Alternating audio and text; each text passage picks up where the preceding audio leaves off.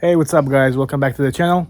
Today I got a quick video for you. It's I got a 93 Skyline GTS-T RB25 DET, and we're doing a oil change. I actually haven't done it yet. This is my first time doing it on this car, which I actually had it probably closer to 2 years so far, but I don't drive it much. It just sits a lot, maybe put on a couple thousand miles. So I looked up online what kind of oil filter I need. So this is what people recommend. It's a VIX filter, part number here 51361. One guy suggested I use this oil. It has more zinc, so better protection for the engine on old cars like this. It's a classic, it's old. So if you're looking at the engine, on the driver's side, on the bottom, there's the oil filter right there. And I'm gonna jack it up, drain the old oil, and I'm thinking I'm gonna either move this sensor underneath the filter or cover with something just so we don't pour a bunch of oil all over it. But let's go, should be easy job.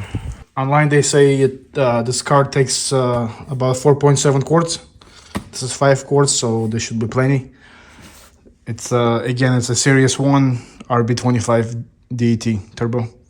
Okay, we got it jacked up with the Harbor Freight special floor jack and the jack stand. So let's go see. So on the driver's side, there is the oil pan right here, and you can see the fill plug or the drain plug. Let's see what size socket that is. 1 sec. Okay, so it was the 14 millimeter socket. There's the black oil that you need for a change for sure. So let's wait till it drips all the way, drains all the way, and I'm gonna lower it like flat. Make sure this oil pan is also flat so everything comes out all the way. And then we'll put the plug back in, lower the car again, and then fill it up from the top and change the filter. Speaking of which, filter is from the top, so we'll do it from the top. All right, so I moved the sensor out of the way, tucked it over on the left.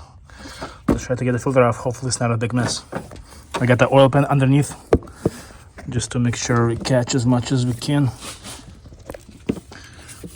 Kind of tight. Let me go get some tools. So mine was super tight, but I got it out. Used some pliers, some special tools like these and more. So I noticed my new filter is actually a little bigger in size, but the rubber seal lines up perfect, so it's the same size seal in the middle. So let's see if the threads line up, but they should. People online say they work. So let's get it bolted on. So the threads work, fits just fine. I put some oil on the rubber gasket on the new filter just so it seals a little better.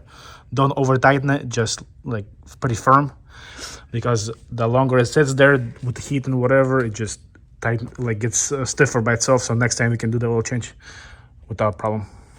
Okay, we got the oil filter on, we got the drain plug back on, snug in there. Now let's fill up the new oil and it should be good to go. I can definitely tell the oil is a lot thicker. That's why it's 20W50 for high miles. Well, this car is not really high miles, more like 40,000 miles, but it's just old, classic.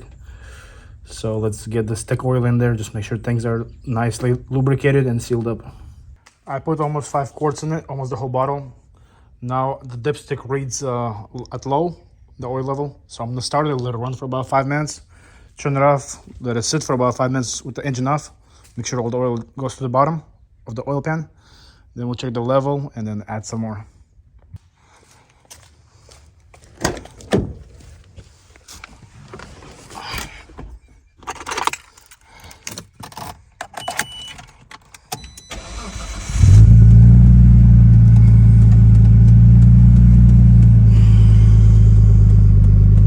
I just put the whole bottle in there, 5 quarts, and this is where we're at, level, right in the middle, where it's supposed to be. So we're good, happy.